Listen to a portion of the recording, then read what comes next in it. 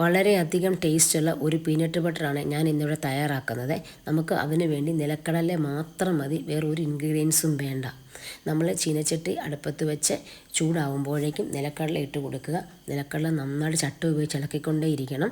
അത് നല്ലൊരു ചൂടായി അത് ഏകദേശം ഒരു ഫ്രൈ ആകുമ്പോഴേക്കും അത് പൊട്ടുന്ന സൗണ്ട് കേൾക്കാം. അപ്പോൾ ഏകദേശം നല്ലവണ്ണം മൂത്ത് വന്ന് മനസ്സിലായി കഴിയുമ്പോഴത്തേനും നമ്മൾ തീ ഓഫാക്കി കുറച്ച് ചൂട് മാറുമ്പോഴത്തേനും നമ്മുടെ കൈ കൊണ്ട് നമ്മൾ ഇതുപോലെ നന്നായിട്ട് ഞരടി കൊടുക്കുക. അപ്പോൾ അതിൻ്റെ തൊലിയെല്ലാം പോകും. പൂർണ്ണമായും തൊലി മാറ്റണം, അല്ലെങ്കിൽ അതിന് കയ്പ്പ് വരും. അങ്ങനെ തൊലി പൂർണ്ണമായും മാറ്റി നമ്മുടെ പരിപ്പൊക്കെ നന്നായിട്ട് ഇപ്പം മൂത്തിട്ടുണ്ട്. അപ്പം നമ്മൾ ഇതുപോലെ അരിപ്പയ്ക്കകത്തോട്ട് മാറ്റുവാണെങ്കിൽ നമുക്ക് എളുപ്പമുണ്ട് ഇതെല്ലാം ചെയ്തെടുക്കാൻ വേണ്ടി. അങ്ങനെ തൊലി പൂർണ്ണം നമുക്കിങ്ങനെ ജസ്റ്റ് ഒന്ന് തൊലിയെല്ലാം നന്നായിട്ട് എടുക്കാൻ എളുപ്പമാണ്.